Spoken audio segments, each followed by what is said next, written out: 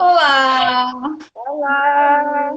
Estamos hoje com a nutricionista Érica Muniz. Ela vai tirar dúvidas da gente sobre açúcar e adoçantes. O tema da live é Adoçando a Vida. Boa noite, é um prazer estar aqui com vocês. Obrigada pelo convite. Só vou fazer um lembrete inicial que a intenção não é demonizar um tipo de alimento, nem dizer que açúcar é um vilão completo. A questão é realmente a relação nossa com a comida, que tem que ser saudável, e o excesso de açúcar realmente pode causar problemas, e é isso que Érica vai explicar pra gente. Érica, a primeira pergunta que eu queria te fazer é o que o açúcar faz no corpo? Como é a partir do momento que a gente consome ele? O açúcar, ele vem do carboidrato. E o carboidrato é que faz a síntese do açúcar. Faz com que ele se transforme em açúcar no nosso corpo. Sim, o carboidrato é massa, pão, a fruta também é Sim. carboidrato. Os mais simples, eles se transformam, eles metabolizam mais rápido em sangue do que os complexos. O carboidrato simples, que é justamente o açúcar diretamente, tem o açúcar de mesa, as massas, pães, biscoitos, enfim, tudo é carboidrato, tudo vai virar, vai metabolizar mais rapidamente, vai se transformar rapidamente em açúcar no sangue.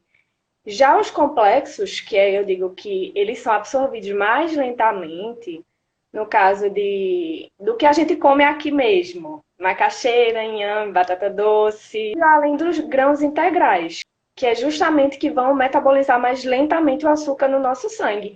Por isso que a nossa base deve ser exatamente desses alimentos, justamente para que a gente não tenha picos glicêmicos. Quando a gente come o alimento, que ele se transforma em açúcar, que normalmente é quebrado um disacarídeo, um oligosacarídeo, enfim, que é quebrado em monossacarídeos, que é justamente onde se transforma em glicose. E diante disso, quando é o açúcar, digamos, se a gente comer um doce, uma massa, algo do tipo, ela vai metabolizar mais rapidamente, vai se transformar mais rapidamente em açúcar e aí vai dar o pico glicêmico. Vai lá em cima a curva e desce rapidamente. Aí o que pode acontecer é você sentir fome mais cedo. A glicemia, é isso que chama? Ela faz com que a gente sinta fome.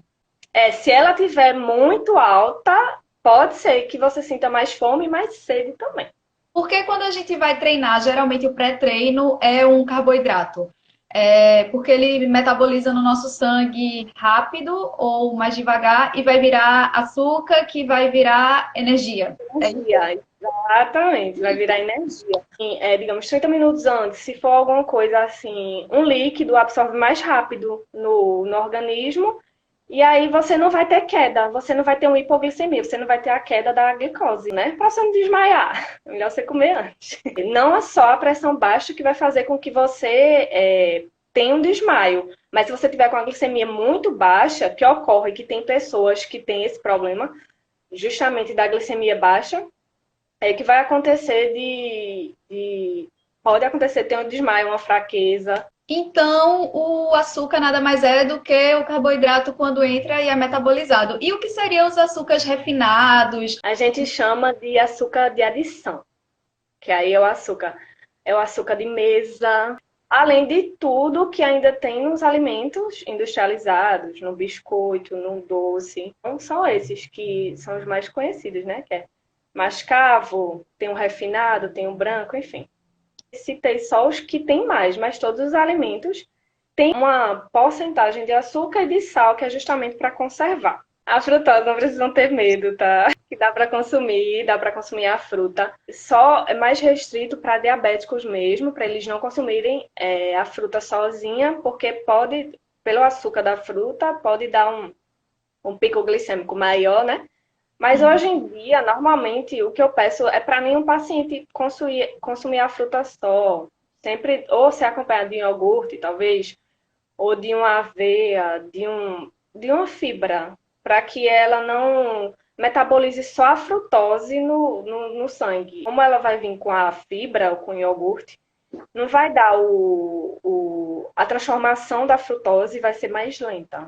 A fruta já tem a fibra. O ideal é você comer mais a fruta do que fazer o suco. justamente por causa da fibra. Quais são os tipos de açúcar? Porque eu li em algum lugar que, dependendo do tipo de açúcar, eles têm propriedades nutricionais diferentes. Os que não tem mesmo, porque o processo de refinamento não deixa ter, é o açúcar, o branco, refinado, né? Não vai trazer nenhum benefício, na verdade.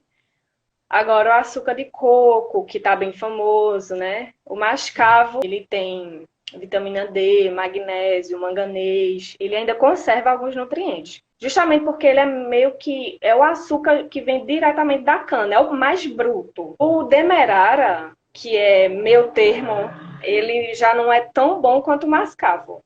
Ele não tem esses nutrientes que o mascavo tem. Justamente porque ele é mais bruto.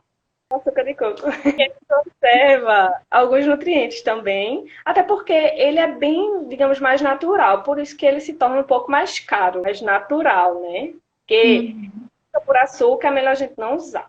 Tem zinco, tem ferro, tem cálcio, potássio, e só ele tem um alto índice glicêmico, ele, o mascavo, o demerara, então ele não é indicado para diabetes. Mel dá para se utilizar para adoçar algumas coisas, se você sabe a procedência, que não seja o supermercado. Em vez de colocar o açúcar, coloca só um pouquinho de mel. Agora tem que ser pouquinho, porque ele tem um alto índice glicêmico também, não pode exagerar.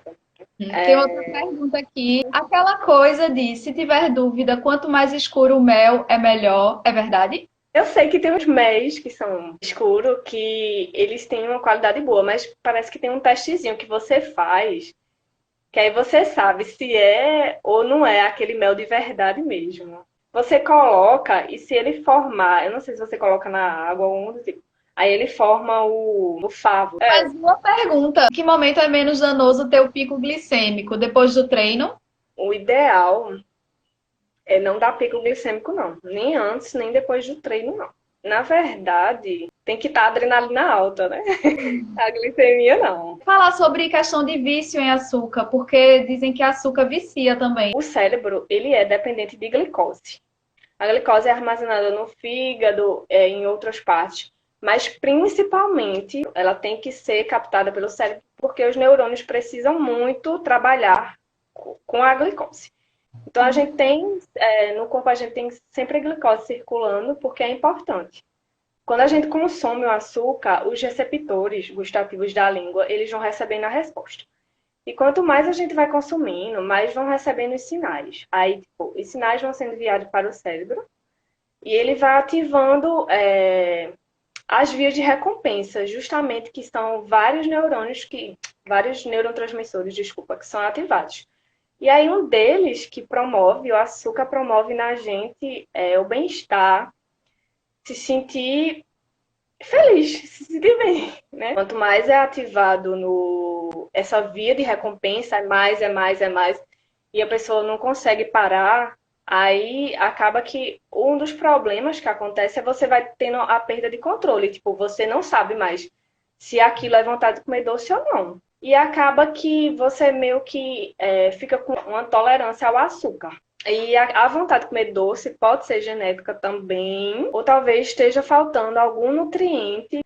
Até um ano, o mel mesmo, até um ano de idade, você não pode dar para a criança, porque ele pode ser um meio de contaminação para a criança também e não pode ser metabolizado. Mas assim, a criança, ela nasce, ela não sabe sabor de doce nem de salgado. Então, quanto mais a gente puder retardar que ela não consuma açúcar ou qualquer coisa que tenha açúcar, acha que dando uma maisena, uma Maria, que não tem açúcar, mas tem qualquer biscoito tem açúcar. Normalmente a gente não tem o costume de ler o rótulo, mas a gente tem que aprender a ler o rótulo justamente para a gente saber o que está levando para casa. Vou ler aqui o comentário de Matheus, que acho que é interessante. Água com gás e limão ajuda a saciar quem gosta de tomar refri.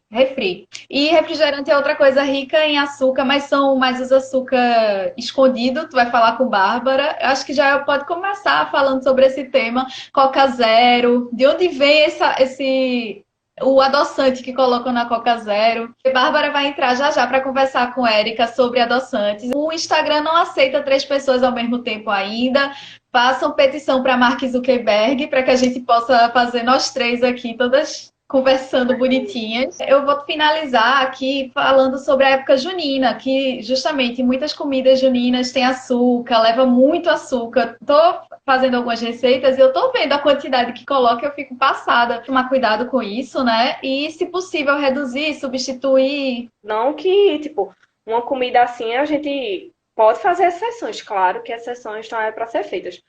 Fazer uma coisa que seja um pouco mais saudável, trocar o leite integral, talvez, por um leite desnatado, ou então um leite vegetal, tipo leite de coco, que está se usando muito, é muito bom. Fazer essas trocas dá sempre para manter o equilíbrio. Fazendo em casa, você controla a quantidade que você coloca, você pode fazer essas substituições. Então, sigam aí as receitas que a gente está fazendo e faça em casa e faça substituições. Pronto, gente, vou terminar. Tchau, tchau, Érica. Vou continuar no bate-papo.